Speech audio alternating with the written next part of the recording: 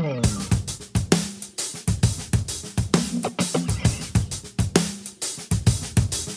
everybody, this is Matthew Krause, and you are listening to the podcast, Working Drummer. We switched things up a bit today and talk drums and drummers with an incredible bass player, David Santos. David has toured and recorded with Billy Joel, John Fogerty, Crosby, Stills and Nash, the Neville Brothers, Billy Preston, just to name a few. To find out more about this podcast and others, go to workingdrummer.net. You can find us on Facebook at Facebook.com/workingdrummer, on Twitter, working_drummer. You can also find us on iTunes, where you can subscribe to the podcast. It will be sent to your smart device, where you can either stream it or download it whenever the new episodes come out. There's also a place on iTunes where you can review and rate our podcast. If you like what you hear, you can write something in there. That helps us a ton. Also coming very soon, we're getting ready to launch a YouTube channel. Keep in touch with us, and we will let you know as soon as that is ready. So here is David Santos. What's going on? We're in your studio right now. Yes. And what's going on with you these days? Well, this is my home, and in my basement we have a studio, and it's about 1,000 square feet. It consists of a control room and a tracking room through that window back there. This is the main console, the brain of the whole deal, and it's an analog console made by a company called Toft, and that's Malcolm Toft, who invented the Trident 80B, which is a very well-known console that everybody loves to track on. And this is called a Toft A, like the letter A. Yeah. TB. It's kind of a cute little ATB, and he made the 80B back in the day. This I is see. His new version of the 80B. It's the ATB. Very cool console. I love the way it sounds. Drums sound great through it. As you can see, it's lined up there for the drums all the way on the left side, and it stays dedicated to my 1970 Ludwig kit that's out there. Beautiful black kit. Maybe we can get a picture of that or something. Yeah, and what happened is just a few days ago I finished. This has been, we were struck by lightning. We were playing a bunch of jazz out here, right? And we had some guys coming in. We had been playing for 3 days, and on the final day there was going to be a new crew of guys coming in. And when they showed up, actually prior to them showing up, my engineer came in and fired everything up and said, "Man, your left side of your board is out and a couple channels are out." And I was like, "What?" Then guys started filtering in, and it was during like the beginnings of a session. It went into panic mode, and they were great players, Keith Carlock, and cats I know very well, and came and did me a solid and played for free, because we wanted to play. So anyway, they came in and started getting their stuff together, and I'm panicking. And the board isn't working, but we got through it on headphones. And it sounds great, the tracks did, but the monitoring was bad. We couldn't sit and listen, which kind of ruined the vibe. But anyway, I just had to spend $3,000 of hard-earned money fixing it. It was all fried ICs. A guy came in, thank God for this guy, and disassembled the whole thing. We had to take it out, and rip all the cables out from the patch bay, which is very sophisticated patch bay, as you can see, TT bay. And it took him 5 days, from 8 in the morning till 8 at night. Oh my gosh! And he just was crazy great about it. And so anyway, this is my home. This is my studio, and we cut out there. And usually I don't really engineer at all. Actually, I don't like to engineer, so I don't really know how to use my gear. But you have somebody come in. Yeah, he comes. The same person. Lately, it's been the same guy, Dallin Beck, who I love a lot. So all you drummers out there, get yourself a studio, man. You can and we've talked to some players that have that in their home, or starting to build that. And so that's been a topic of conversation, and how the landscape has changed so much. Studios closing on Music Row, and people opening up studios in their home and coming up with great sounds and doing stuff, online. We talked to Bryan Ferry. His episode came out about 2 weeks ago, and he's been working a lot with an Australian producer, cutting drum tracks out of his house. And it doesn't really matter the distance, whether it's, the next county over or, the other side of the world. It works. Yeah. It's just really amazing. does. It's just the time change that you have to deal with. You mean he does it on Skype? No, well, I think if he has to communicate or whatever. But Time change. I understand. Yeah. He's awake 12 hours later. I get you. Not 5'8" or no. I'm just kidding. Yeah. So, David, you're our first bass player that we've talked to. Okay. And it just seems like the natural progression when you're going to talk to somebody other than a drummer for a drumming podcast. This relationship between drums and bass is what it is. It's unique to any other instrument in a playing situation. So if you could maybe talk a little bit about what you've done in the past. There's been some stuff out that kind of talks about your beginning. I know you're from Tampa. Yes. Originally. Right on. Your brothers were musicians. That's right. You did a little research. Yeah. Did you go straight to New York to study? Well, how elaborate or to live? Do you want me to get? Let's keep it real sharp and short, or I could sharp and short because okay. I got some stuff I'm going to ask. Okay. The basics of it are I played 6 nights a week. They used to call it in Tampa, Florida, and in those disco clubs in the 70s. And I was playing and just making a living, and lived in an apartment and all that stuff, and didn't need a big, large amount of income for that. $300 a week in those days was pretty good bread, and so I was doing that year in and year out. As soon as you lose a gig, you go find another one. Mm-hmm. On the scene. There was a scene in Florida for disco. And people used to come around. Jocko was around there, and oh, wow. Will Lee and people like that from Florida where I lived. So there was this lineage of great bass players and lots of drummers. The drummer in the band was Ronaldo Stefanel in this one band I was in, and he used to play with Archie Bell and the Drells. Unfortunately, he was hit by a car and passed away crossing the street, if you can believe that. But he was a great drummer and singer. And other drummers that I played with back in those days still playing. Joe Bencomo was a great drummer in the disco scene back then, and he went on to do okay. Moved out to Vegas and did some stuff, and But there was a lot of great musicianship in those days. So I moved then from there because it sort of it was stifling in the disco band thing. I played in some jazz groups too. Yeah. I'm a jazz fanatic. I listen all day long to jazz. So I did play in some jazz groups there. And Kenny Suarez is another great drummer that lives in Tampa, and Robbie Gonzalez, who played with Al Di Meola.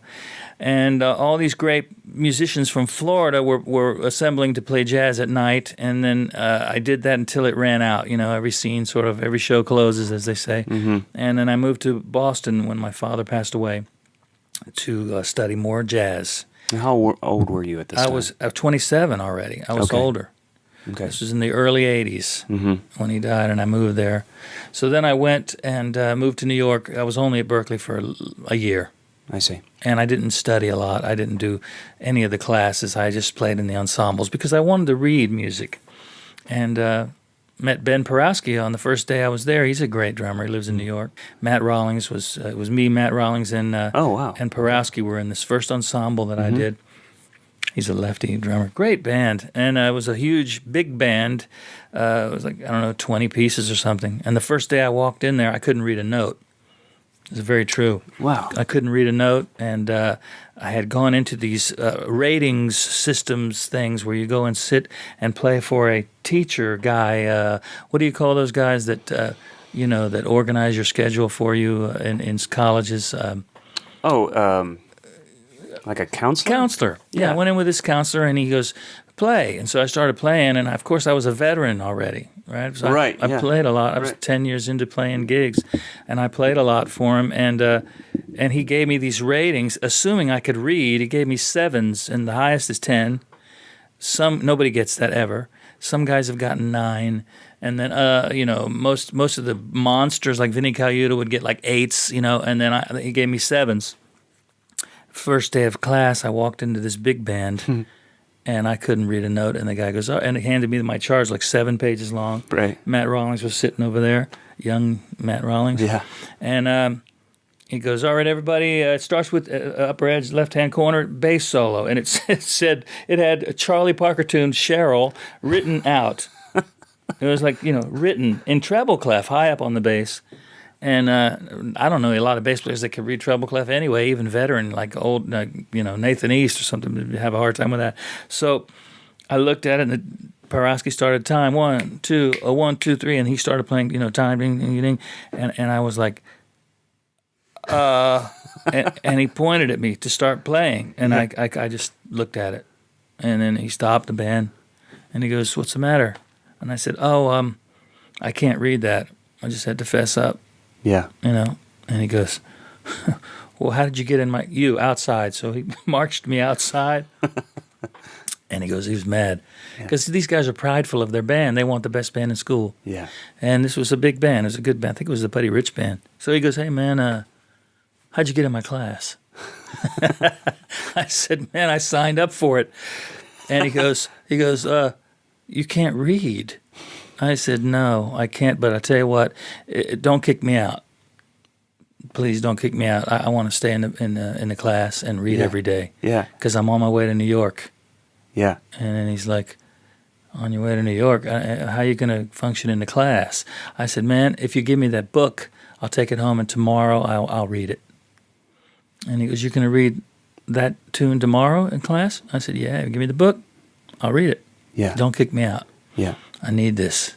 And he goes, he's kind of winked, he kind of smiled. He went, "Okay," but he wasn't happy about it. He wanted a real great bass player in there, So I came back in. He goes, "Just play time. Just play blues. Play blues." It was a blues, thank God. And I started walking a blues, right? When 1, 2, 1, 2, 3, and I started walking with the drummer, locking in with the drums, listening to that ride cymbal, and I'm blowing, whatever. And I got through the thing, took the thing home, stayed up all night, measure by measure, figure it out. Let's see, every good boy does fine. No, that's treble clef. Bass clef, good boys do fine always. Okay, let me see, that's here, and that's here on the bed. And I just shedded until the morning, didn't sleep a wink. And I played that piece and learned how it sounded. Yeah. And went in, and he went, "You could stay." And then he always gave me the book. And then you collapsed. And then I collapsed. And then I and then he kicked me out. No, I stayed in the class the whole way, but I was every day running up to guys, "Hey man, what's this rhythm?" Oh, wow. Hey. And the guy would be, "What?" And I'm like, "Man, show me. What are these? Like, how do you read that? What is that? Is that a quarter note triplet? What is that? How do you feel a quarter note triplet?" And he'd go, "Pop, pop, pop," and I'd memorize it, and I'd say, "So that sound, that rhythm goes with that picture in my brain." Yeah. And then later I'd develop it. At 27 years old. Yeah. But what was it about, like, all of a sudden you had this fire, you're like, "I'm going to do this." And you had experience. Was reading just not necessary In to Florida. do? No, not in these gigs So I was doing. You didn't have to read. Not really, although when I did play jazz, they'd have the real book out, Right. But, those are chord symbols for bass. You just look at the chords and and I knew chords, but I never paid much attention to the notes. And then after I stayed in this class and was asking all these questions, I felt great about my reading. By the time it was time to leave, and I said, "It's time to go." Moved to New York, and the first day in New York City, I had to read like a real serious thing, and I read it down, Yeah. And they remembered me, and I can even trace back lots of my success to that day, to the friends I made on that session because I did well. Yeah. And when you're talking about reading, you're talking about reading notes on the page, not just recognizing chord symbols, So that's making a distinction between, look, I understand the real book, the charts, but we're talking about staff. Yeah. The notes. When I was doing big band stuff, it was like, get your head out of the chart. Really? Look at it. Just go. You know where the hits are. Yeah. Feel it. Stop reading. Oh, Stop. they told you that? Oh, yeah. Wow. Because I was sitting there and I was reading every bar. It's like, it's phrase. There's phrases here. There's 4 8-bar phrases. And you got to keep time here. And there ain't nothing here till the end of that. You got to kick this into the soli section or something like that. I see. Look for the big hits. Look for the things, like the pictures. Yeah, but open your eyes, open your ears to what's going on. Because there's, especially in a big band situation, there's still soloing. There's still improvisation that has to happen. You got to have ears. And you can't have it when you're completely obsessed, like that. Yeah, it's reading one measure at a time, so to speak. It's not going to feel good. Yeah, years ago, I moved to Vegas for a very short time. I was in a Latin band playing just pure salsa with a trap kit, but there was also a percussion section, and a lot of that in Florida. And there was some great percussionists, man. They were they're from Cuba, so they always played the different claves, and I learned the 2/3 and the 3/2 clave. Yep. Got to know those. Right? Those are the basic ones, right? There's the Mexican clave, and then there's the New Orleans clave, and there's all these. There's a lot of different variations of Son clave. Yeah. But the son clave is the original, rumba clave, and from Cuba. But as I was saying, these percussionists were playing their rhythms, and I was learning to play a bass figure with them called tumbao, which is like 6/8 against 4, sort of ish, Dum dum dum dum dum dum dum ding boom boom pat dum dum cat boom boom cat boom cat. Boom, boom. So these different rhythms, I was picking up back, in those days in my youth, in my early 20s, and I learned that, and I found that knowing how to play certain rhythms and certain songs without reading, it was very beneficial, because when you're reading, like you said, you're reading the figure, but you should also have some history to draw on. You should have these. Oh, I know how this is supposed to feel. That's a Latin bass line. The guy who wrote that bass line probably doesn't play bass. You know what I'm saying? He was an arranger, and he probably wrote it in a very. He was approximating what he was looking for, and then, as you said, as your teacher told you, man, just play, don't read. Yeah. You're reading. Yeah, but yeah. You're making music. It's not the music written out is simply to get you to make the sound. It's not.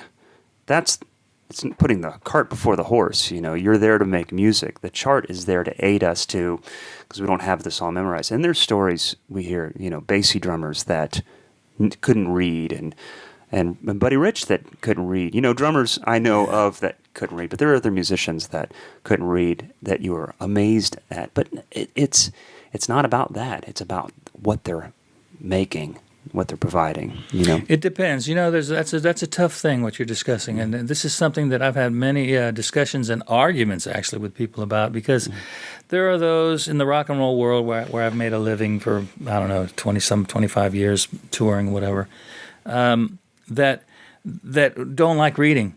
They don't like you to read. There's a stigma, especially rock and roll people. Yeah. It's like a thing, and a lot of it stems from.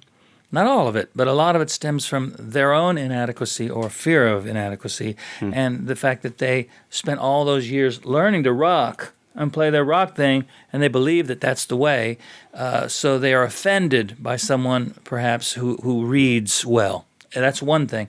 Two is maybe the feel of a reading cat can be different if he hasn't done what we're discussing, which is get a lot of history too. Learning these Latin rhythms and old R&B grooves and killer like, wow, what is that half note trip? What is that? So you're playing, instead of playing you're playing between a triplet and an eighth. Right. That Ringo, Steve Jordan-y kind of Earl Palmer thing, right? And you can't write that out. You can't write it. You got to feel it. Yeah. If you see that eighth, if you see swung, you could say swung almost. Is there a bassy swing? Is there this? It's like that really tight triplet. Yeah. And it's like that. I guess where I'm coming from is you have this obsession with books and reading and all those things that are so great and so important. But I think sometimes you put so much stock into that there's less listening that's going on. And so you don't just look at the paper and see swung and play exactly what's on the paper. Unless you're a classical musician where that's essential in your job and your style in interpreting exactly what's written. But I think there's modern popular music, Western music, well, probably all sorts, that you just can't write it out. There isn't notation for like that halfway sloppy swung feel. There isn't notation. You can write bassy swing, dang, dang, da-dang, dang, da-dang, that thing as opposed to something else. But there isn't a way to write except the first and the third note of the triplet and say... Yeah, well, it's not really. It could not. Maybe it's not a triplet, right? Maybe it's not a dotted quarter eighth. It's in between, right? I know. Ding, ding, da, ding, ding, da, ding, ding, da, ding, ding, ding, da, ding, ding, da, ding, ding, da, ding, ding, da, ding, ding, da, ding. Accents. Yeah. The different areas of the note of dang, dang, da, dang, dang, da, dang. It could be dang, dang, da, dang, dang, da, dang, dang da dang or ding ding da dang ding da dang ding da dang. And then Tony Williams would play it like, he'd play it one way for like a couple of them in a row, and then he'd change it. And then he'd play it the same way for a whole measure, like ding, ding, da, ding. But then he'd go ding, ding, da, ding, ding, da, ding, ding, da, and you get lost. As a bass player, sometimes you're like, uh-oh, because if you want to talk jazz for a second? Sure, man. In the jazz thing, the kick drum is not so. He started out with the boom, boom, boom on quarter notes, right? Maybe back in the old days, but then it evolved where the kick drum went away and it was just used for dropping bombs. Boom, boom, boom, boom, and the real time is up here, ding, ding, ding, ding, ding, ding, ding, ding, ding, instead of the foot doing that, because that gets in the way, man. And I don't really swing hard with a cat who's playing 4 on the floor. I feel like. When we're playing jazz and he's going boom, boom, boom, boom, boom, boom, boom, it's disruptive of the pocket, and he should maybe. I'm saying not definitely, but maybe just play, maybe just ding, ding, ding, ding, ding, ding, ding, ding, boom, ding, ding, ding, ding, ding, ding, ding, boom, boom, ding, some dropping some bombs, and let the foot do the accents, and then you can do on the hi-hat the same thing, ding, ding, ding, ding, ding, ding, ding, boom, boom, ding, ding, little things like that. So these are idiomatic study materials. You have to have gone back and studied Joe Jones, and you have to go forward and and Philly Joe Jones, and then go forward and get the Elvin Jones. Right. You have to Jones. I'm jonesing for. You got to Jones for it.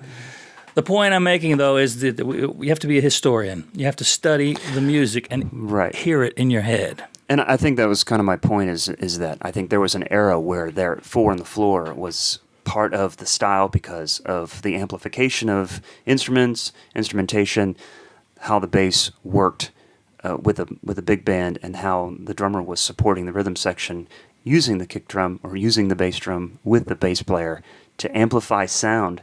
Then I think technology comes in, changes the landscape. You can have a smaller group and more sound.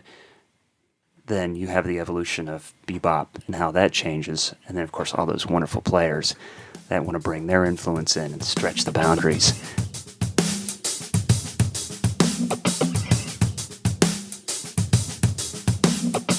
I want to move forward. I want to talk about all this commitment to learning and working and all those things. And there's a related story to all this. In this story, I auditioned for Billy Squier, and I learned the stuff. I learned, sorry about it. It's podcasting, say anything you want. Okay, I learned the shit cold, right? I learned it, wrote it out, like you're not supposed to as we're talking in rock and roll. I had every note on the record. There was 6 songs to learn. I had everything written because I really wanted that gig, and I'm career-driven, and I'm broke in New York City. And I go in there, and when you're broke in New York City and it's cold and you can't afford the heat, and it's rough, man. You got some survival stuff going on, right? Yeah. So I went in there. I wanted to nail it, and I did. I nailed it. I mean, really nailed it. And the guitar player, Jeff Golub, who passed away recently, so he was playing, and we were. I was nailing everything, and I was sort of rock guys really like you to be aggressive and strong, and maybe get in each other's face with everything, right? And I was aggressive and strong, living in New York. Yeah. That survival thing. So I was in his face, rocking, hey man, yeah, and he didn't dig that too much, right? And anyway, I didn't get the call. Even though I nailed the music, I didn't. And they asked me a few questions afterwards about my personality, about what I drank. Do I do a little blow? Or do you? What is your scene like after the gig? Blah blah blah. They wanted to see what my hang was, right? Sure. And I failed the test, I guess. I just was too aggressive, I think, for them. I put on a bit of an aggressive energy, and so I waited a few days, by the phone, thinking I was going to get this killer gig, and I didn't get it. Yeah. So I get this phone call from Andy Newmark. Yeah. And he says, I just talked to Golub, and I said, okay, what happened? And he goes, well, man, they went with another guy, and listen, he goes, man, David, you got to be more less Superman and more Clark Kent. Interesting. When you do an audition, make some mistakes. Don't act like you're there to show that you nailed everything. And But I had come up with that whole that famous Black Page story of Bozio. Yeah. And I nailed it and all that. Well, in rock and roll, they don't want that. They really want you to don't learn the tunes so well, almost. Like, just come in and just rough it out and hang with the cats and Create play. a vibe. Yeah, create a vibe. Oh, man, self-deprecating, like, oh, I messed that up. How does that bridge go? Don't fake it. Never be fake. Mm-hmm. But that's an element of truth that we're all involved in is our insecurity and the fact that we make mistakes. And don't put on that you don't make mistakes. Don't put on that you're so confident and so badass that you're not going to screw up. Go ahead and screw up. Is that what? Man, I missed that kick, didn't I? And then they like you. It's like, yeah, I missed it too, and they've been playing it for 20 years. Right. You have this assumption that they're concerned with everything being nailed, right? Mm-hmm. Like in these bigger arena, like upper, higher echelon things. Yeah. The Stones. You wouldn't go in on a Stones audition and nail it. You'd go in and like screw up on purpose almost. Like you want it to be fucked up, right? You say, shit, what is that? How am I going to play this thing, man? I don't know. What are you playing, Keith? I'm playing kang, kang, kang. At least that's what I played last night. And it gets to another thing. So, be a little looser. So that was that thing about. So I go to this island gig that I was telling you about. This is setting up the story. It's a long story, but whatever. It's going to get faster now. I go to the island, and when I go there, Bobby Chenard's playing drums, and I've got this animosity towards him because he didn't hire me for the gig I needed so desperately, right? Yeah. They pushed me out. You're not hip. So that's in my mind. Like, I've got this negative energy. So I'm going to prove to him that I'm a badass, and I can play, and I can also hang. Drink for drink, line for line.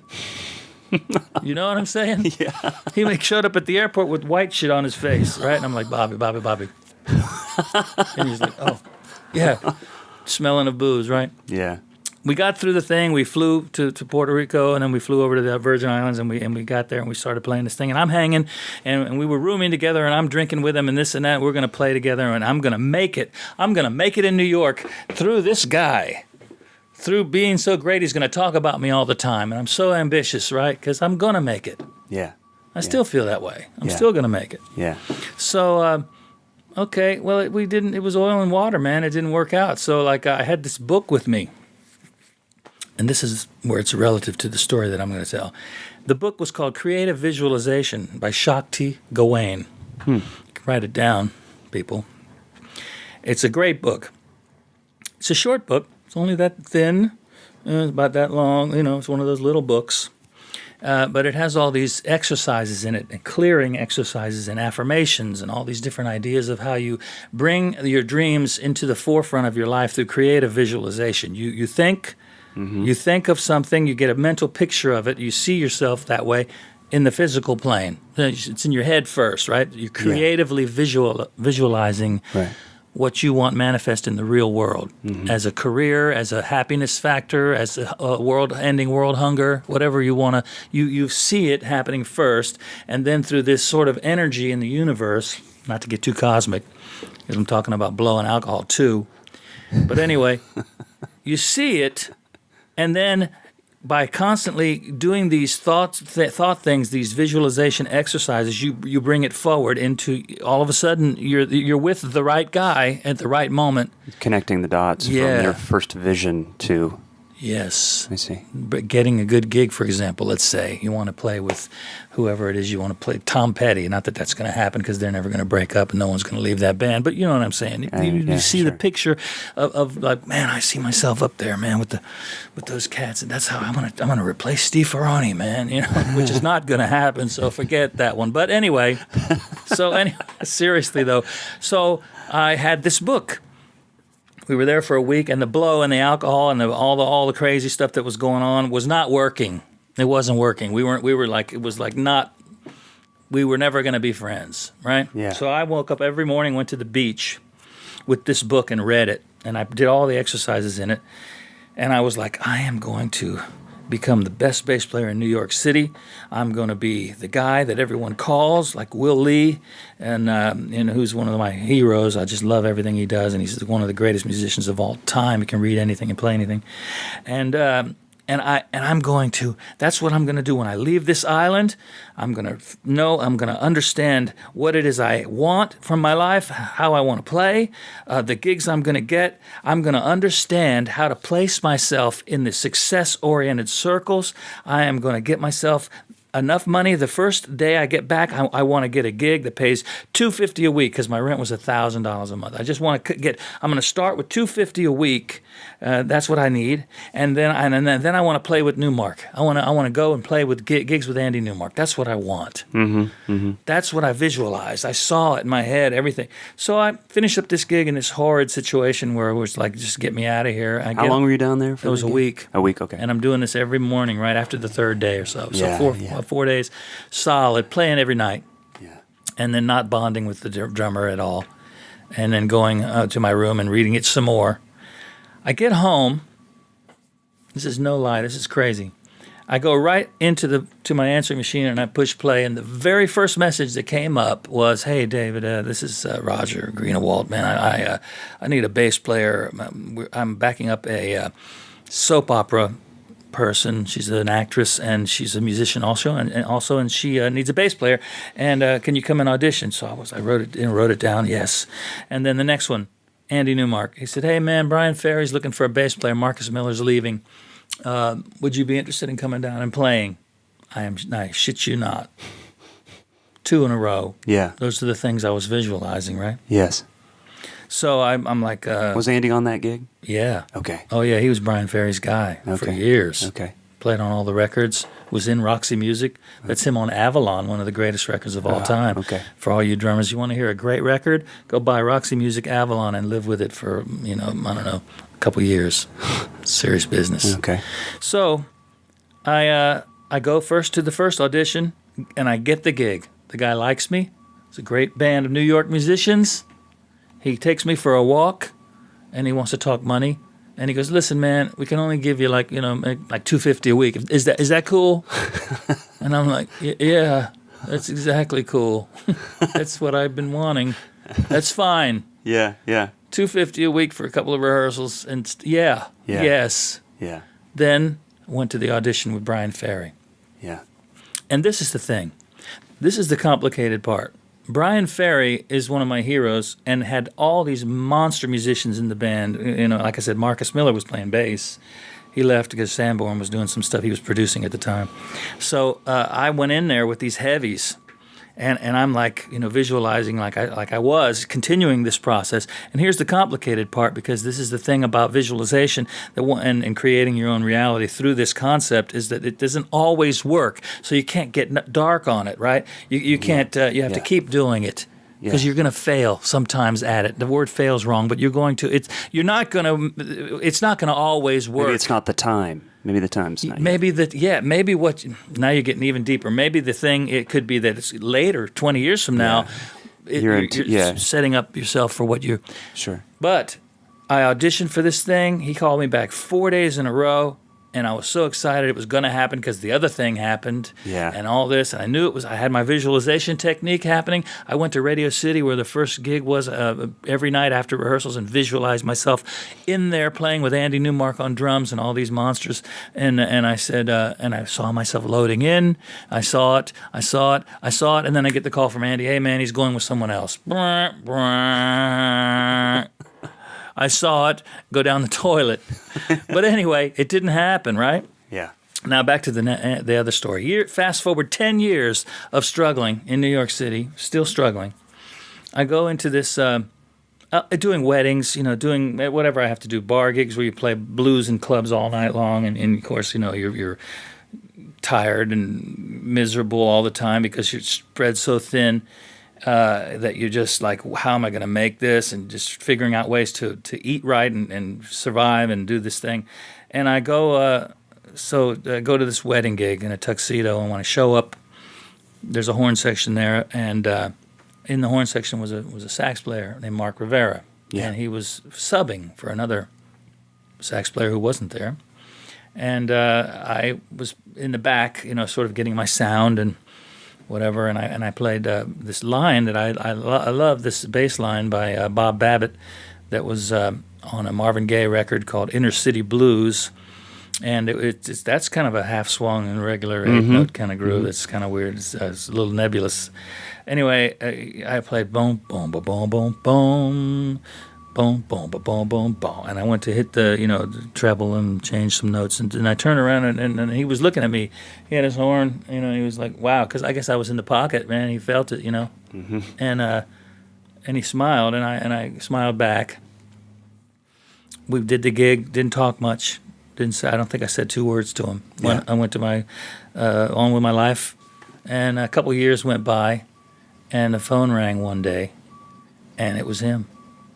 And he said, man... 2 years. Yeah. Yeah. It was a while. I had forgotten all about it. Yeah. And he said, man, do you remember that gig we did? My name's Mark Rivera. I play sax with Billy Joel.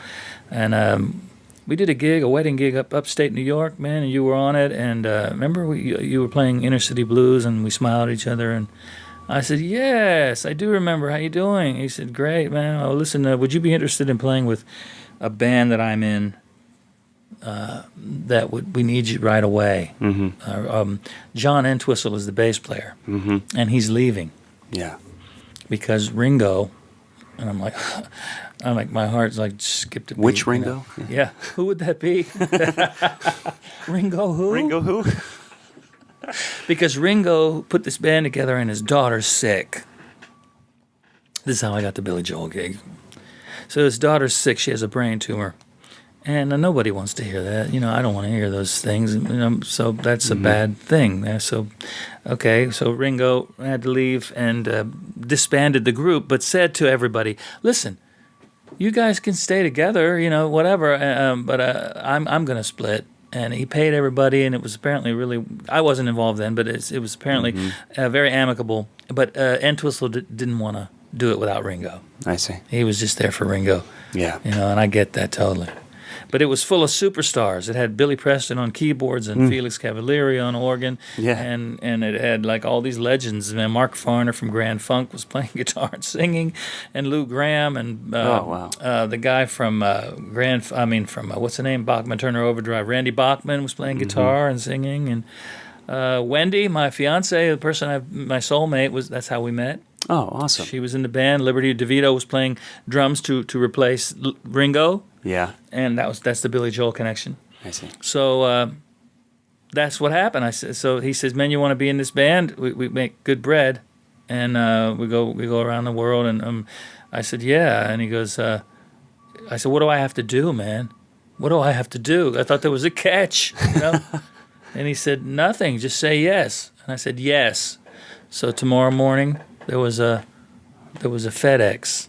Yeah. And it had CDs of the music, and it had a check in it, a decent check. Yeah. Really decent. Like, I never had money sent to me like that. Wow. It was like $17,000. Jeez. And I was like, hamada. I was making $50 at a clip, Yeah. So I was like, whoa, all right. So next thing I know, I'm in Nashville. That's where I flew to. That's why I'm here now. So that gig changed my life, but one day, this is how I got the Billy gig. One day I was into the steam room, and we were hanging out, and they're talking over my head behind me, and they're like, hey, Billy Joel and Elton, we're going to do this big ass tour, man, and they later changed the name to what was it? Billy and Elton, Face to Face. Face to Face. Yeah, Big Ass did not make the cut. Oh, Big Ass tour, yeah, it didn't work out. It was Face to Face, yeah. I got the gig, basically. But you want to know how. So I listened to what they said, and I said, whoa, Billy Joel and Elton, holy cow. That's a big tour. That's a stadium tour. Yeah. That's a stadium tour. That's what I want. So I didn't say anything. I just quietly left the steam room. And hire me. Yeah. See you guys. Excuse me. I'm going to, because one of them said, oh yeah, I know, man, but we got to deal with that. They're talking to each other, right? We got to get a bass player. We got to deal with that bass player thing, right? I'm overhearing this, eavesdropping, you know, Do they know you could hear? there's steam everywhere, and Yeah. they're kind of alone, a little bit sort of behind me. Maybe they did, I don't know, but I took that information and I ran to my room and called the concierge. You know, took the quickest shower on earth and put my clothes together because we had a sound check to deal with at 2:00, and it was now, I don't know, maybe it was noon. Yeah. And I was in a town, I was in Minneapolis. And I said, I need to go. I called the concierge, and he says, yes. I said, well, listen, man, I need a cab in 5 minutes, and I need him to take me to, please, if you would do the research and tell me the 2 CD stores in town. There's probably 2, at least 2 good ones. Give me 2 of them, and I'll tell the cab driver that I'm going to need to go to these places, and he'll wait for me, and then take me back. And he goes, okay, got it, done. So I jump in the shower, get out of the shower, dress quickly, run down, there's the cab. Jump in the cab. I said, you know what we're doing? He goes, yeah, I'm taking you to a CD store. I said, yep. And he races off to the first one. I go in. I said, where's your Billy Joel section? And your Elton John section? And he goes, well, right over here. He walks me over, and I go, I just grabbed them. I didn't have time to look through them. I just grabbed every one. Yeah. You know, I had $17,000 in my pocket, man. You know what I mean? So I dropped them in the bag. And I go to the next store and do the same thing. And just for a safe measure, I said to the guy behind the counter in the second store, what about cassettes? I don't know. Maybe I'm missing something, right? Yeah, we got some Billy Joel cassettes over. This is in the 90s, you know. Yeah. Mid-90s. So I said, man, okay. And I loaded up with cassettes and CDs and threw them in this bag, and I didn't care how much the thing. I credit carded it and went back to my room and dumped all these. It was exciting. I dumped them all on the bed. It was there were like 100 CDs and stuff. And then I went down and made my sound check. Just barely made it, but I made it.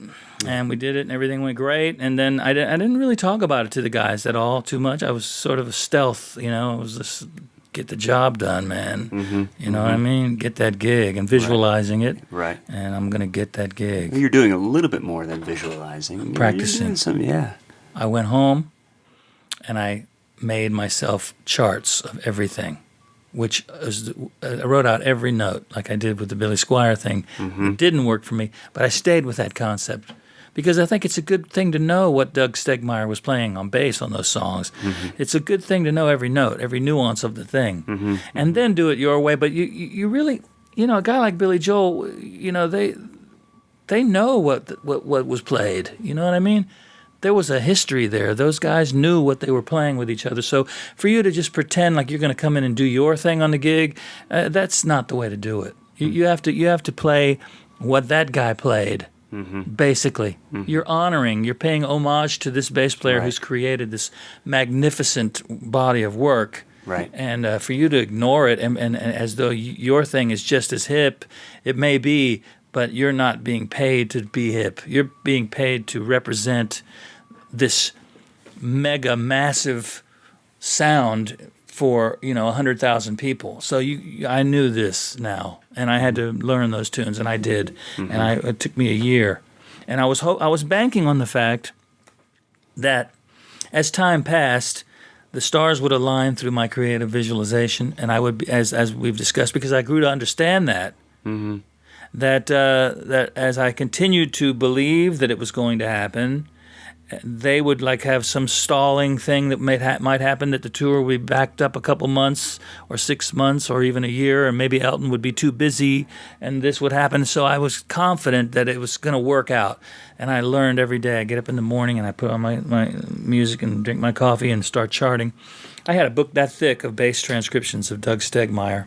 Were you learning Elton songs too? Yeah, I did that too, just to back it up, just in case. Yeah. I had no idea what the concept was, if I was going to be needed. They had a great bass player, Bob Birch, who's no longer with us. But I knew that there would be a moment where I'd have to play some Elton John tunes, even at a sound check. I knew. And how did I know? I just knew. I just knew that, one day I'd be playing and he would want to play something, and Bob maybe was in the bathroom or something, and I'd want to play your song with him, or Sorry Seems to Be the Hardest Word, or anything, And I knew it instinctively through this visualization and through study. Yeah. And then I learned them all just in case. And sure enough, one day I had to play a couple of Elton tunes, and on stage live in a big stadium. Billy just wanted to play your song, and he called it, and we did it. Stuff like that. But so I was ready. So the point is that this is not about me, really. This is about all you drummers and people listening to this idea. That's why I told the first story of, you may have failures, or you might look for a certain thing that you've been dreaming about, and you think that the first thing that you jump into that's going to be it, that you don't get, is going to be a downer for you and throw you off your game and maybe move you or nothing's going to come anymore. I blew it. Oh, my God, my career's over, or whatever. Yeah. I don't know how to do this. I'm doing it wrong. I'll just play bars. I'm just a bar guy. Any of that crazy, those doubts that come in. That's not true. That's not true, because you can keep reinventing and you can keep visualizing, and then you get one. You snag one, man. It just happens. And then I went from there to John Fogerty, and then from there to Crosby, Stills and Nash, and then back to Fogerty. Played with him for about 13 years. Yeah. And then I did the Neville Brothers in there somewhere. That was about a year-long thing. These things, they connect. Right.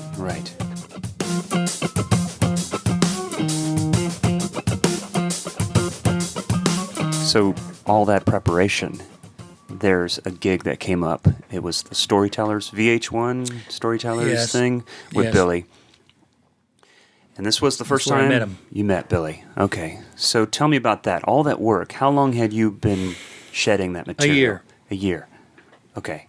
And then you get the call, hey, come out and do this gig. It's Storytellers thing. Exactly. You might play a few songs here or there. But No, it was very specific. It wasn't really loose at all. These guys, when they do these things, it's really, really on the money, man. There's no room for any extra, don't do it your way shit. It's like, okay, he said, look, it was the manager. He called me. You come highly recommended, he said. And I said, I do. He goes, yes, Liberty Devitto and Mark Rivera both recommended you and said that you'd be good for this, and we need a bass player to come in, do a music video, do the David Letterman show, and do Storytellers, which is a television show where you will be, it's a VH1 thing, you'll be on camera playing with Billy Joel 5 songs. Okay. And we're going to send you those 5 songs. Yeah. And you want to talk money? I said, nah, it doesn't matter. Don't worry about it. I'm down with whatever it is. $250 a week. No, I That's didn't. been I should have visualized higher. 20. No, seriously, I didn't say that really. I'm just joking. I was being sarcastic. Of course, we talked money and it was ridiculous. So anyway, the thing is, I flew there. Now, remind you, I've been learning all these songs, as you know, guys and girls. Girl drummers, I love girl drummers. There's a girl drummer here in town that's really great. You should check her out. What? Fanning. Her name is Fanning. Okay. But so anyway, this is another part of that visualization concept, because I knew there was going to come a time when I'd meet Billy Joel, and I would meet him and play with him, and I researched him. I learned about him and what his sensibilities are, and I checked out his interviews and his concepts and what kind of conversationalist he is. Not that I was going to fake my conversation with him, but just to know what kind of a guy he was, just to sort of understand Billy Joel a little bit, and the rest of them. They're New Yorkers, Yeah. They're hardcore New Yorkers, all of them. It's a different mentality living in New York. It's edgy, it's abrupt, it's rude in a great way. It's like blunt. You say shit right off the bat, boom, and it means something. Yeah. And you don't want to have to say it again. Like I was going through a toll booth one time, and the guy went, I said, can I, when I first moved there, I guess I need change for this, and the guy went, hey, he was a cop, hey, put some bass in your voice. Oh, yes, sir, yeah, I need to change right away. And, I drove on. So, you get snapped right into the rhythm of it, right? Right. When you live there. But I wasn't living there really, it was like sort of like a beginning for me, kind of. And I was just sort of like, okay, what do I do? So when I met Billy, he walked up to me and he goes, you know my music? And I went, that's the first thing he said to me. Yeah. They said, David, Billy, And he was in a hurry. He was dressed and ready to do his thing. It was a big deal for him because he hadn't done anything in a while, and he was coming out, and there was a lot of people there. It was the Sony Studios, right? And where they make that thing. I don't even know. Is it still on? Storage? House? Probably not. I don't know. Honestly. So he goes, you know my music? Is it still on? That's all right. Yeah, so I said, yes, I do. Yeah. And he was considering his music the most important thing. Yeah. Like, how you doing, man? But the most important thing is, do you know my music? He didn't say, hey, man, how you doing? Yeah, welcome to my band. Blah, blah, blah. He just said, do you know my music? And I said, yes, confident. I was nervous, I got to admit it. Sure. And, but I was confident at the same time. There's a myriad of emotional things going on at all times in everything in life, but especially in the big-time rock and roll game, because you're lucky to land one, Mm-hmm. You get one of those, mm-hmm. you got a career thing kind of going, right? Right. So you don't want to screw up. So you don't want to say the wrong thing. You don't want to, but you don't want to be fake. So it's a delicate balance. You don't want to be like this phony ass guy that's saying all kinds of butter up bullshit. You know what I'm saying? So you just say get right to the point with people, right? Right. So he goes, you know my music, and I said yes. Mm-hmm. And he goes, okay. He sized me up and walked away. Yeah. And I'm like, okay, good. So I guess I'm just ready now. Let me see my music. So then this guy comes over. He's got the little clipboard, the thing that goes, and action, that guy, right? Yeah. And he comes over and he goes, okay, look, and he's busy too. And they're moving fast. As in New York, you got to move fast and do things now and get it right now. Mm-hmm. Right? No more goofing around. Like, let's okay, we're going to cut this thing now. This live TV. Yeah. And he comes over, he goes, okay, Santos, you got his book. I go, yeah. He goes, okay, all right, this is what I want you to do. You see this mark right here on the floor here? I go, yeah. He goes, okay, what I want you to do is you're going to follow that masking tape, okay, like that, and walk up and pick up your bass and put it on. I'm going to be filming you. That's your shot there, and this is where Billy's sitting right here. And that's your camera, all right? So you're going to come, and you're going to follow the line, and you pick up the bass. We'll probably film you. And I'm like, okay. And he goes, then put your bass on, take your mark. And it was two little masking tape X's where I'm supposed to stand straddle with my feet. And, and then I'm facing Billy's back. Billy's playing piano. And I'm there, and Liberty's over there.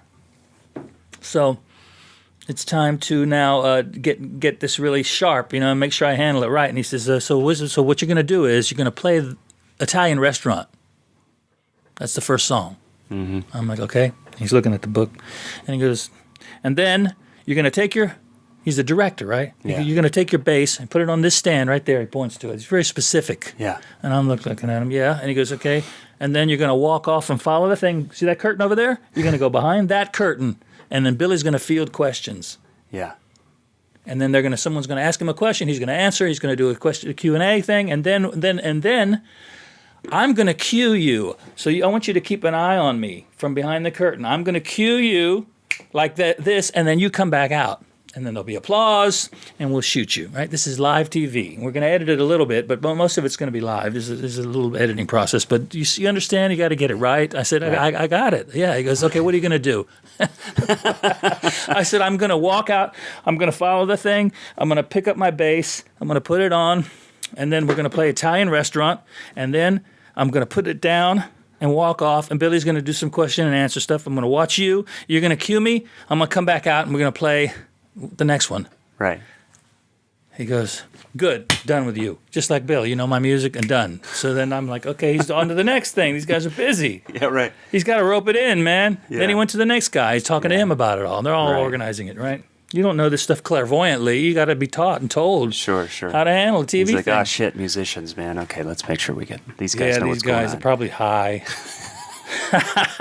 So here we go. I'm nervous. He goes, okay, man, and I'm back in the back behind the curtain, Liberty and myself. Liberty and I kind of goofed around a little bit. We have fun together. We're good friends. So we're back there behind the curtain, and we're ready to go. And it's like, okay, and action. The guy bang with the thing, and we roll out, and then clapping. And then I go and I pick up my bass, and there's Billy, and I've never played with him before. I've only said 2 words to him, yes, I do, or whatever it was. Yes, 1 word. And he goes, he starts playing Italian Restaurant like he's played it 1 billion times, right? Right, that intro and a bottle of red, but I know all of this because what? I've been practicing for what? A year. Yeah. See? So I know every song. There'll be a test at the end of this conversation. There's not just 5 songs that I learned. You see, I knew 200. That's the thing. Yeah. This is right. the odd thing about it. I knew all this stuff. It's in my brain, and I'm sharp with it because I've been doing it every day. Yeah. It's not like I learned it a long time ago. I'm still working on it. Mm-hmm. I'm ready. What's the Boy Scouts thing? When you Always be prepared. be prepared. Yeah. And when preparedness meets opportunity, that's success. Yeah. So be prepared, work hard, learn your stuff, learn what it is you want to do, learn the things that will get you to where you think you want to do because you visualized it and you've read about it and you've done your homework. Right. And then you followed the lineage even further back, and you looked at how other guys who were involved with this guy and these people did it, and then be part of the tribe. And when Billy Joel approached you and said, "Do you know my music?" you weren't surprised by that question. You knew about him. You knew his personality. You knew enough to know that this isn't odd for him to approach me and not say, "Hi, how you doing?" This seems right. Yeah. This is who he is. So tell me about. There was something that happened, the interchange with the audience, where they wanted to find out, "Hey, can you play this song? Can you play that song?" And it kind of went off script. Oh yeah. Well, that's yeah. Okay, so we did what we were told to do, and this guy is like really watching me, man. He's like he's so hunkered The director? down. Yeah, he Yeah. knows I'm gonna screw it up somehow. You know what I mean? But I can tell he's watching me, like making sure I'm doing everything right. You know, and kind of nodding in approval, and then he's on kind of. And these guys are together, guys, you know, so they know how to put this together, and he wants to make sure that I don't like trip and fall or do some stupid shit. So anyway, we go behind the thing. Billy's fielding questions, and some guy, "Billy," and he goes, "Yeah," he says, how did you write Summer Highland Falls?" Which is an odd tune. It's like it's not one of the ones he does live, right? Mm-hmm. It's on an album that's a little more obscure, and it's a really great tune, and it's got this incredible piano part. So he says, Summer Highland Falls, wow. Well, and he starts kind of fiddling with it a little bit, tinkling around. Now, mind you, I know it. It's one of the ones I learned of the 200. Yeah. So Billy says, "Man, if I had a bass player that knew it, I could do it because it's got this left-hand thing that's moving up in fourths, and then it's got this right-hand thing that's kind of is descending like a waterfall, Summer Highland Falls." I was feeling very schizophrenic at the time, but it's difficult to play because it takes a little bit of mental stuff, and he's kind of screwing up because I'd play it if I had a bass player that knew it, and he wanted to fluff it off and just go on to the next question, right? And I'm back there, and I go, "I know it, Liberty." And Liberty's watching with me for the cues too, you know, to walk out. And he goes, "You know it?" That's my Liberty Devitto. "You know it?" I said, "Yeah, I know it." He goes, "I know it too. I played on it." And he pushed me like a crazy man out into the field, out into the game, man. The director's freaking out. And the director is just totally freaking out. Like, nope, finger like across the neck, you know. Get back. He's almost stomping, you know, like. Yeah. And he said, and I go, I look at him, screw him. This is rock and roll, man. I'm getting this gig. I go right to my bass and I pick it up. And I'm like, you know what, man? Fuck it. How many chances do I have to do this? I'm not going to follow the director. Yeah. Man, Liberty's ready to play. We're playing. Yeah. And Billy had no clue. He saw all this mystery kind of like weird thing developing. Yeah. He turned around and he went, "Oh, you know what?" I said, "Oh, yeah. As a matter of fact, Billy, I know all your music." He went, "What?" I said, "All of it." He goes, "Stay right here." That opened up a whole thing for him. Mm-hmm. We did 3 episodes instead of 1. We played like 40 songs. I'm not exaggerating. Holy moly. We just kept playing. He loves to play. Yeah. I got to say that about Billy Joel. Yeah. So we did the whole, we played that song and it went into another. He told me to stay there, and the director just was like, stomping around because it wasn't going to be his way anymore. It was now Billy's way, and Billy was like, "I'm doing it this way. Yeah. I like this guy, and I like what's going on here. I like the fact that I can play my music," and we did it. So as soon as we finished the 40th tune, he jumped up and ran by me and slapped me 5. Bam! he's got 5 people around him, and they're running here, there, walkie-talkies, and he slapped me 5 and ran outside, and was gone in a limo in 30 seconds. Then it was like, now what? And I milled around a little bit. Everybody was laughing about it, and then I went to my room and called Wendy and told her how great it went, and then went home. It's not like I got the gig right there, but I wanted it. Yeah. And so a little time passed, and boom, the phone call. Billy liked you. He's doing a tour with Elton, and it's going to be a big deal. And would you like to come and play? Yeah. And I said, yeah. Yeah. And then it's going to be a year and a half. It was a long tour. It was the Billy Joel Band, and we would come out and just completely destroy all organic material. We would just come out and rock like maniacs, and then because we were those New York guys are competitive like that, and then the Elton John thing would happen, and the whole band would come out, their whole band. So there were two entire different bands. Then at the end of the night, check this out, both bands would play. Okay. There's 20 people on stage, 2 bass players. I used to just dance. I just say, Bob, you got it, man.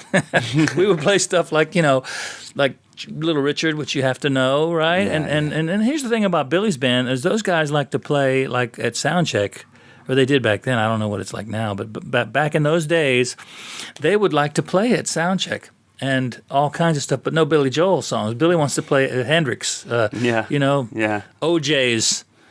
Stones. Yeah. He wants to play rock and roll music, right? And so we would play those things. So, I got to learn all the stuff that Billy Joel and those guys like to play. Zeppelin. They used to play a lot of Zeppelin tunes, believe it or not. And then just the strangest obscure tunes, Salty Dog by Procol Harum. They'd call that. And I'm like, I don't know it. So, you got to play with these guys. They want to play. Sure. Sure. So you got to know history, figure out what it is that the people you're playing with used to listen to and how they grew up. You're going to play with John Coltrane. You want to know what he was digging when he was coming up, right? So learn some of it, too. You're going to play with some new guy that's on the scene, Jack White. Yeah. You learn what his retro root is and learn some of it. He might like Howlin' Wolf, so learn 30 Howlin' Wolf tunes. Yeah. So if he plays a Howlin' Wolf tune at sound check, you play the correct feel and thing. You're just not going, oh, I wonder what I would play on a Howlin' Wolf tune when Jack White play. You go, oh, he's playing Highway 49, man. Fogerty used to turn around and play a Freddie King instrumental. And I just go, I know it because I know that you listen to all the old blues shit, so I went and studied it all.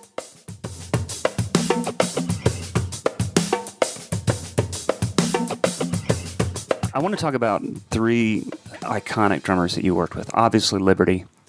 And then for over a decade, Kenny Aronoff with Fogerty. 14 years. Also, over the years, you've worked with Cindy Blackman-Santana. Yes. So could you quickly address kind of how you approach those 3 different drummers? And does it affect the way you play, the way you approach? Have you guys played some of the same songs with some of these different players? Or, I don't know. Very good questions. Just kind of what your take is on it. My take on the 3 different drummers. That's the question. Which, as a drummer, we just see them. Oh, awesome, great, killer. Love you all. Okay, Cindy Blackman. Let's talk about her. Cindy Blackman-Santana, married to Carlos Santana. When I first met her, she wasn't, and she was just Cindy Blackman. And then I saw that happen, and it's very wonderful because I love Cindy, and I consider her a very dear friend, very close friend. And I'm very happy for her that she found someone that she loves. Regardless of if it's a famous person or whatever, she found somebody that she loves, and that's wonderful, and I'm thrilled to death. So about her playing and working with her, Cindy is she's a jazz drummer. I know. She really is, and I a lot of people will discuss her in terms of Tony Williams because she loves Tony Williams and has even done a tribute to Tony. Yeah. In a band called Another Lifetime, which I played on one of her records. Oh, wow. She is a Tony Williams fan, and no different from the fact that I'm a James Jamerson fan or a Paul McCartney fan. It doesn't mean that I copy those guys or play like them. Yeah.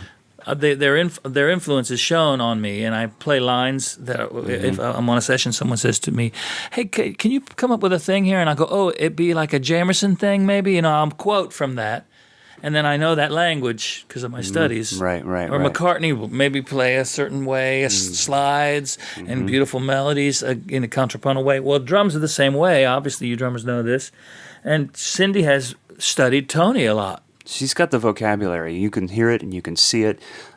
Almost visually for me, I see Tony in her playing almost more than I hear it, especially the way she two hands hits. I mean, anyways. No, please continue. I know what you're saying. I mean, it's influenced her style. She's not a clone, but you can see it. Yeah. And you can hear it in the way she approaches the drums. Yes, man. And a little bit of her setup, too. A great drummer. Yeah. And she doesn't really, like I said, I would not say she's a clone of Tony Williams. Not by any stretch of the imagination. Right. That would be an agree. insult. Right, I agree. To her and to Tony. She's not that. She has her own thing. For sure. And it's completely funky as hell when she plays funky stuff, and does a lot of great fills. She'll throw you off sometimes. Those fills will come across the bar line. And Liberty does that too.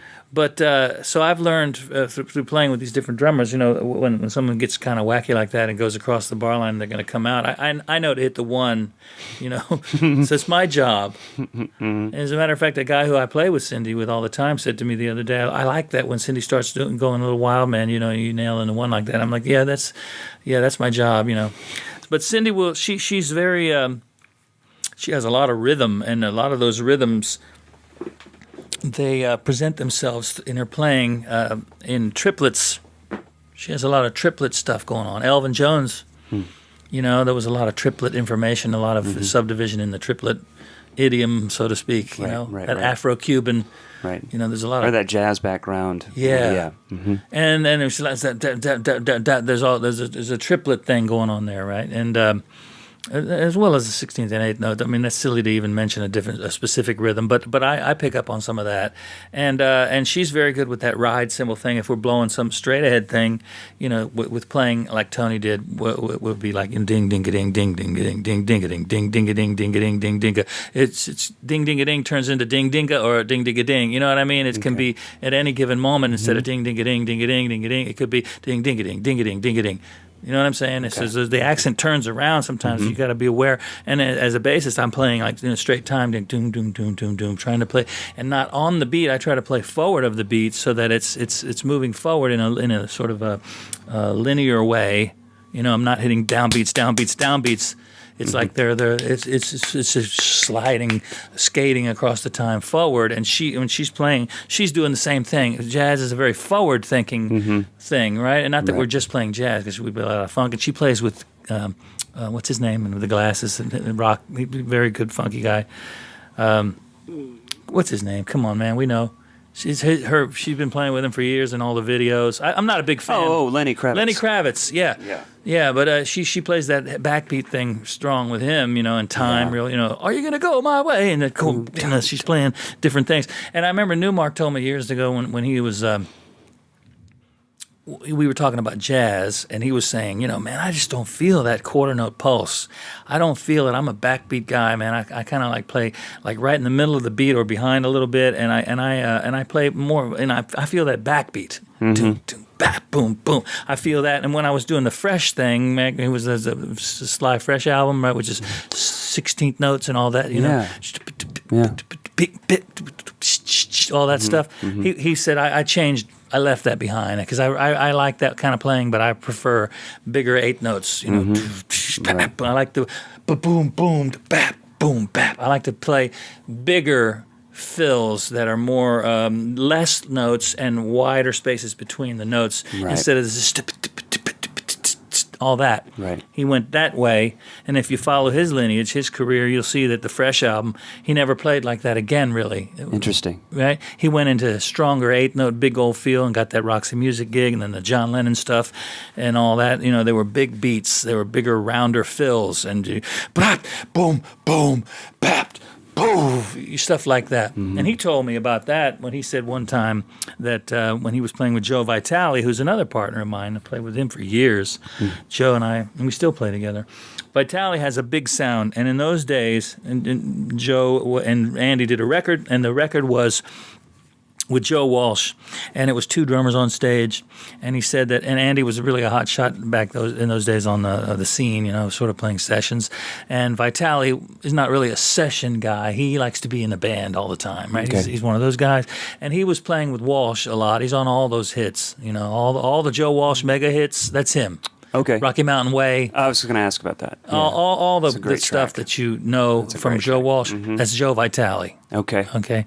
And Joe was with Crosby, Stills and Nash for 30 years until recently. Anyway, so Vitale has a big beat, really big. It's like that Bobby Chenard thing I was talking about, or Newmark, But in those days, this is talking about the early 70s with 72, Andy was coming out of Sly Stone and the Fresh album, and all you drummers go get the Fresh album. It's important. So In Time is like a masterpiece. You know it? In Time. Oh my God. I wish I could play it right now.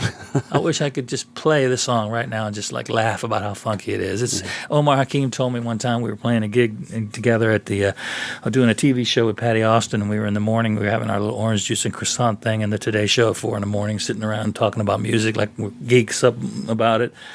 And he said that record, man, Andy, that's he called it something that was really funky. Oh, that's the compass of funk right there. That's the compass of funk. It points to that. Man, you want to go back to some funk drumming? Go to Sly Fresh. Yeah. And learn In Time, you drummers. Yeah. I dare you. I double dog dare you. Triple dog dare you. I have it on my iPod. We'll pull that out right let's now. pull it out. Oh my God, we'll do it, man. We'll put it on the thing at the end of the interview. I'll dance out to it. Down, down, down, down. Down. All right, so Keep talking, man. Okay, I'll find it. Yeah, good. So Blackman.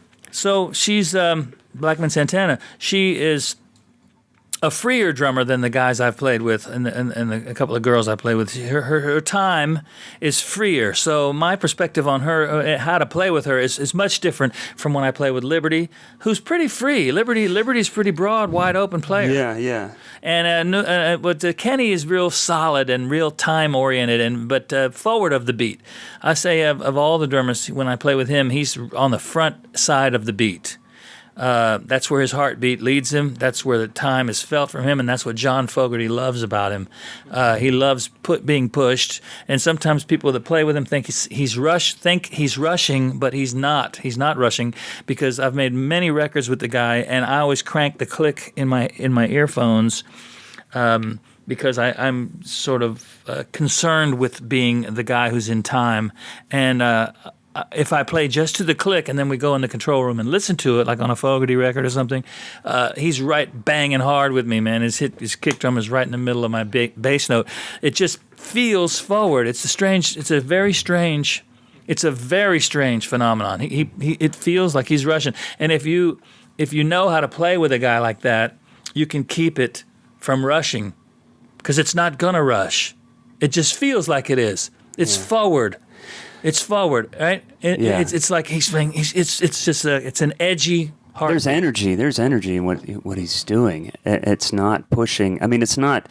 You're right. It feels a little on top, but at the same time, there's just such a great energy. And that when you add the sound with the visual, it's awesome. It's pretty amazing, and he's not rushing. That's the thing. He's on top of the beat. There's no doubt about it. I can attest after having played with him for years. Yeah. He is definitely on the front of the beat, and it feels like he's rushing to some people. And I've heard people tell me that, call me a man, Aronoff, man, he rushes. I'm like, no, he doesn't.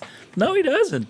He doesn't rush. Man. It's just forward. What happens is everyone starts rushing, thinking that that's where they should play, and they don't understand. And the thing about Fogerty that I think a lot of people know now is that he's a drummer. And he's very dedicated. I mean, what did he practice for 5 years straight or something like that to want to try and get to this place? That just because he loves playing drums so much. And so there's that relationship that he and Kenny have that when I saw you play with him 6 years ago, maybe. Sitting side stage was just the energy coming off that stage was so great. I remember you there. And Fogerty was he was like, the audience be damned. He didn't need the audience there. He just needed his band there. He'd turn around and get right in Kenny's face, and he just loved every minute of it. Let me tell you something. He'll turn around, man, sometimes, like with Kenny, and he'll start stomping his foot like you're dragging. And we're like, what? He ain't dragging, but he feels it that he's dragging. Because he's one of the guys that wants it fast, and that's why Kenny delivers it that way. And they have this incredible simpatico, this beautiful synergy, this wonderful energy together. Is because Fogerty feels wants to be pushed. He wants to be pushed, but he doesn't want you to rush.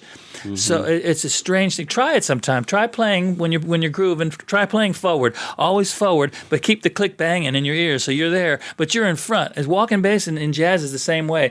If you're playing boom, doom, doom, doom, doom, doom, doom, doom on the beat, it sounds horrible. It's just like the wrong thing. And unless you're playing like, Texas swing and the kick drum is that boom, boom, boom, boom, and you're playing you doom, doom, doom. Your shuffles are like really fat and big on like a Ray Price shuffle, they call it. You're playing boom, boom, boom, boom, boom, boom, boom, boom. But in bebop, it's boom, doom, doom, doom, doom, doom, doom, doom. You're on front of the beat because if you're not, it's not swinging. And that ride cymbal, ding, ding, ding, ding, ding, ding, ding. You and the bass. If I was a drummer, I'd be listening to that bass player, but walking his quarter note and playing ding ding ding ding ding ding ding ding ding ding ding ding ding ding ding ding ding right with that forward bass because you play forward fills so ding ding ding bam you're not going to be playing on the beatish things. It's rolling. When you guys track deep here, when you're tracking like bebop sounding jazz, are you playing to a click? No, absolutely not. Yeah. Okay. Nope. No, you couldn't do that. That would be horrible. Yeah. God, that would sound so stiff. Well, back to the three drummers so I can wind it up and make sure you got everything you need. So I'd say Kenny Aronoff is a powerful drummer. He plays loud, really hard and loud. But of all three, and they all play loud, actually. Cindy's pretty loud. I'd say Liberty's the loudest of the three, without a doubt. He is just not a muscle man. He doesn't have like real big arms and muscles. He's kind of slight a little bit, sort of. But somehow when he hits the drum, it is louder, like by like even 20%. I mean, it's loud. Wow. It's loud and it's big. He's the drummer that you would want to be on a stadium stage with. Not that Kenny isn't, because Kenny's loud too. Kenny, and you can feel when Kenny hits it's like you can feel the concussion coming off of the kit. I used to stand right in front of him, and you can feel he's hitting it hard, man. Sweat, dripping in sweat every night. He's athletic. He takes the vitamins and eats the right things. He does.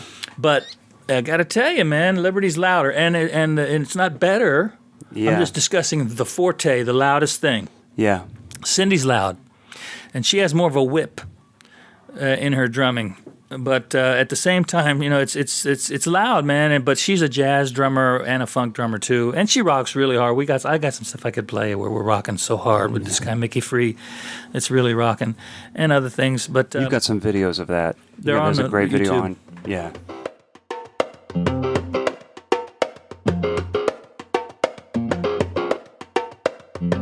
So back to Aronoff. So when he plays.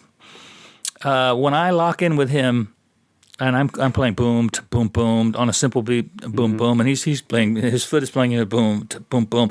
There's a snap at the point, the apex, the actual point that the beater hits the head, right in the time spectrum. That is what we'd call that the place to place your note, to place it, right? I find his to be. And this is, of course, this is in the middle of a groove, so I'm remembering this, and I haven't played with him in a while. But I find his to be it's just this the relationship between his snare and his kick drum is his kick is a little ahead. Okay. Right. Okay. And whereas Liberty is a very loose player. His thing is like almost wrong, like Ringo. Wrong, like it's right in a wrong, beautiful way, right? It'll be totally. Like ring dang doogie fills and shit, right? They're just like coming around in a weird way, and then you go, and then is he gonna make one, and I'm gonna make it, and I do, and then he made it. You know, it's all. How about weird. his relationship kick Forward. and snare? Forward as well. The kick is reckless, unless he's playing a big beat or a train beat. Like we used to do this tune with the Downeaster Alexa. That was, you know that tune. Yeah, it's like a trainy kind of military beat, and that shit was like really like perfect. I remember we did a Rosie O'Donnell show. We flew all night. We were playing with the Rascals, he and I. We were in San Diego, and we flew, took the red eye because we had to do a TV show. We didn't sleep much. And we got there and went right to the Rosie show, and we did it. And you can look online. It's on the, it's a great clip. Billy's playing a what do you call those things? Accordion. Accordion, and there's a fiddle player, a girl, a black chick. What's her name? Fantastic. She was so wonderful to work with and sweet and quiet, unassuming. She was hired as a session person. And we were playing that, and I was taken by the fact that Liberty was playing without rest and everything, and because I was tired, so beautifully in time. On that specific song, you check it out. Okay. And it's Okay. It's a very Steve Gaddy kind of. And anyway, Liberty's Time. So Liberty's Time is all three of these drummers. These are great choices. That was good, man. It was great choices because the three are so different. Cindy, when she's spanking the kit, man, when she's playing like a real pocket groove and it's straight, you know, like a real good R&B 8-note pocket, she's right on the money. Okay. When she's playing like a freer thing, like a Hendrix tune or something that we play, there's all kinds of there's fills, there's like all kinds of stuff, but the magic is still in the quarter note pulse that she's delivering. It's just that she's subdividing. It makes me wonder though about her is that she's playing into some historical knowledge that she has. When she's playing a Hendrix song, she's honoring a little Mitch Mitchell style, and maybe she's letting that influence her own speed, her own gait, her own style, the way she let Tony Williams do it. So like she probably, and I notice this about a lot of musicians that have a bit of a jazz background, is that if you are a fan of jazz, you're a fan of history. A lot of players that maybe are into certain types of pop music or whatever, they know what they like, they're into it, and they maybe like to understand the influences behind it. So not taking anything away from that, but I think that there's a personality trait amongst jazz musicians that they not only love the music, but they love the stories and the history behind it and the personnel that make up that history. And I'm wondering if she's no different. Not that Hendrix is jazz, but she's got to know her history. So you guys play a Hendrix song, she's going to know Mitch Mitchell and his approach and his influences. And of course, that's so easy for her to tap into the Elton John's influences that he had and all that stuff. So she's going to be playing a little like Mitch Mitchell just to kind of honor the sound, but it's 100% her. But yeah, I wonder. That's exactly right. That's that history I was talking about. Yeah. She showed up at the airport when a gig I recommended her for. She showed up. It was a Boston gig, and it was we were playing for a black choir that was for Martin Luther King at a what is it called, an anniversary of his involvement in this specific place that we were playing. I've forgotten now, but I know it was about Martin Luther King, and there was a big choir, and it was and there were actors and dancers and hand drummers and this sort of Afrocentric musical situation, and I called her because I thought she'd be right for it. And my friend Jim Papoulis is a conductor in New York, and he was putting it together. And so he flew me from here, and she from New York. We went to Boston and did it. Anyway, so she was playing, and she sight read the gig. She's a great reader, and so is Kenny. Man, Kenny Aronoff. I'm going to talk about a reading drummer. Yeah. Best reader I've ever encountered. Really? That's awesome. Oh, my God. Anybody know about that? You guys know Kenny Aronoff is reading his ass off on stage? I know he writes all the time. He's writing his charts all the time, and they're very thorough, so it doesn't surprise me at all.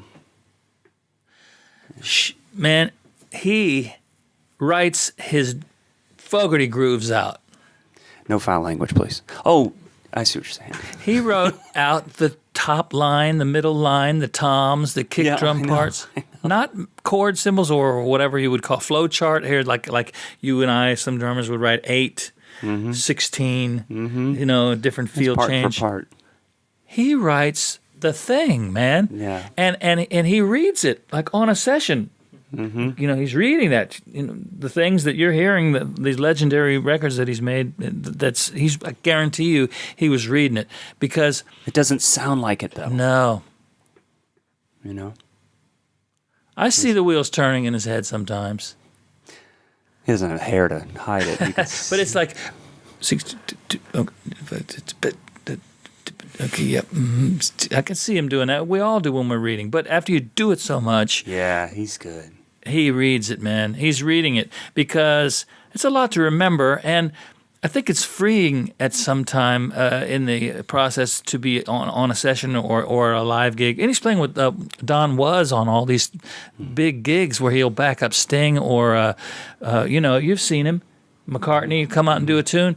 You can't just remember that. You only have one rehearsal, busy. sound check. Yeah, if that. If they have And time. if that, and everyone's tired, and he flew in, and man, just read it. So he's writing. I saw him write out the Styx gig in the back of a van.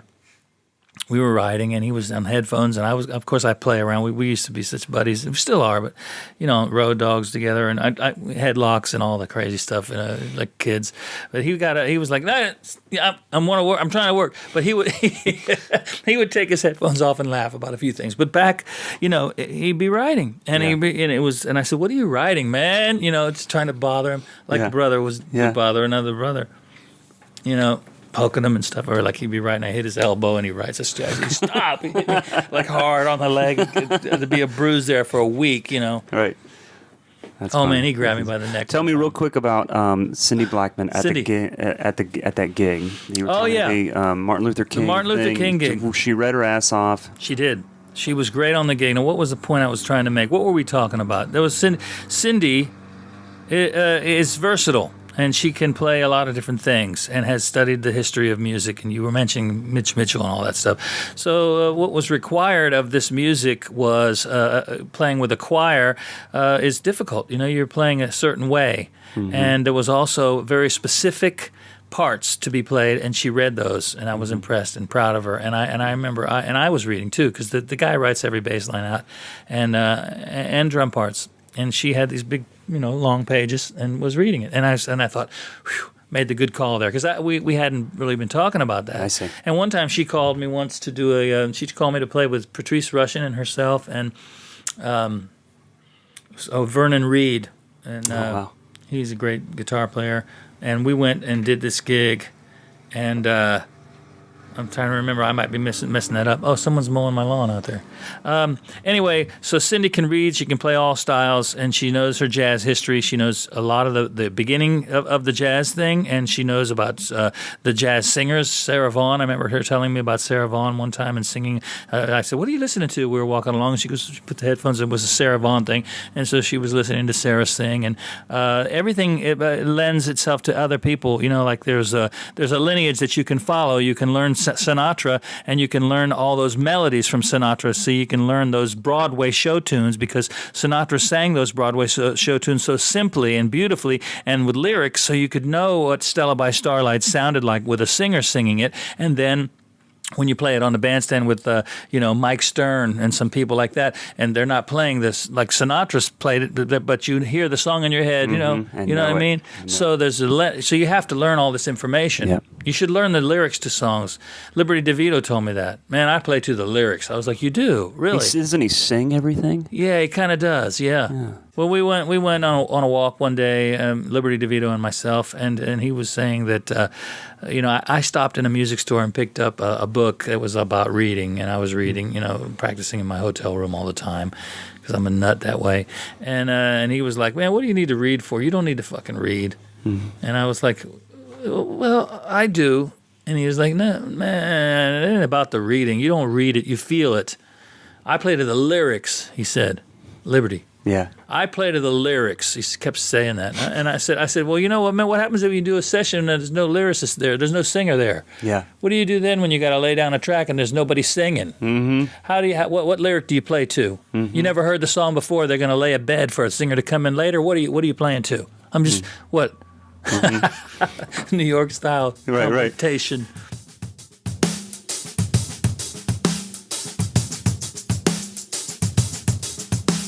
There's something cool about being off the kick drum, not with the kick drum. Sometimes it's great to be nailing boom, boom, boom, and that's rock and roll.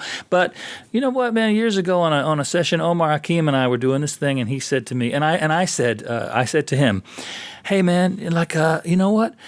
I was just playing boom, ba-boom, boom, ba-boom, but you were playing boom, boom, boom. Is that cool?"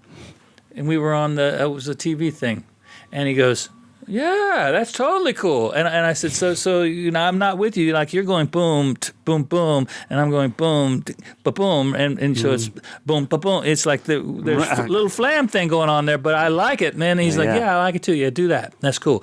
And so that you get the okay from a guy like that, and you're like, "Okay, yeah." So that means that I can do other things like that. So I don't really have to hit the kick drum with this cat. You know what I'm saying? He's hip enough to understand that if I miss it and play across the kick drum or without, if I let the kick drum go, and I love that sound on a session, just stop playing, I'll let the kick drum hit, boom, and then play a note or in and around it and get slinky. Man, because the kick drum, if it's mic'd well, can be a beautiful artistic statement right in the middle of a thing. You know, It's sound all its own. Boom. Yeah. Wow, that's crippling. It's so funky and it feels so good. Kick drum, if it's mic'd well, like on Bob Clearmountain, when he mics the kick drum or something like that, and you hear it's got a snap on it, and it's got this underlying resonance and all that. And years ago, Steve Cropper and I were on a session, and he said to me, he was producing it, he goes, "Hey, man, come here a minute, man. Let me show you something." I said, "What?" He goes, "Look at this." He stood me right between the two speakers. He goes, "You hear how the kick drum and your bass part are working?" And I said, yeah. He goes, "You see, I've got the bass down underneath the kick drum, but there's a snap on the kick drum, and then the bass has got the sub sound underneath there, right. And the kick drum, and when you guys hit together, but there's also a low resonance under the kick drum that's beneath it." The guys hear this stuff, these engineers and producer types, these hit makers. You know, like if you hear boom, boom, boom, boom, boom, that song of Otis, Sitting on the dock of the bay. You listen to it, man, and you know there's a lot more that went into that than just you. He had only a few mics on the kit. He told me, and they were, one was about I guess it was about this distance from me to you, maybe would that be 6 feet, and it was in the center of the room, wasn't close mic to kick drum, and then he had one on the snare drum and like sort of like placed like this, and I had a guy named David Z come over here one time, produced Purple Rain, and he engineered it, I mean, and he hung a mic behind the drummer like that. It was catching the drum set, right? And then one like we talked about Cropper, and he said, "Yeah, man, I like the Cropper thing too." So he had right here in my house. It was great drum sound. He had the kick drum. I wish we could talk about it out there, but it was far away.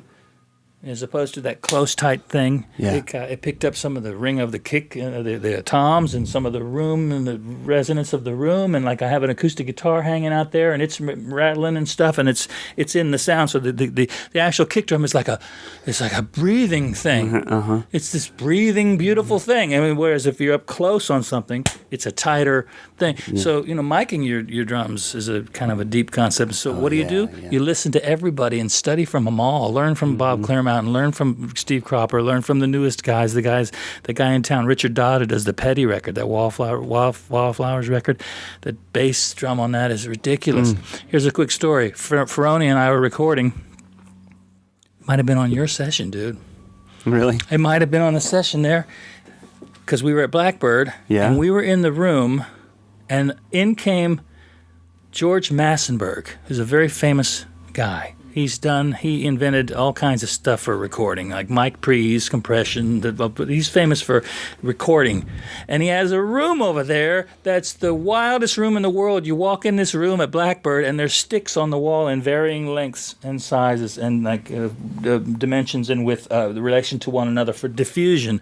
And it's like millions of dollars worth of pieces of wood on the wall. Wow. Ridiculous. You walk in the room, and you get nauseous. I mean, because you everything changes. There's no reverb. There's no sound. It's just a dry, diffuse heavy room. So he came running in there, and he goes, Ferroni, because he had done the Average White Band stuff back in the day as an engineer. Holy moly. And Ferroni played with the Average White Band, you know. Yeah. And so it was before the Clapton days and before the Tom Petty and the Miles and whatever he did, Screedy Politti and all that stuff, and Duran. He was with the Average White Band on 4 or 5 big records. Yeah.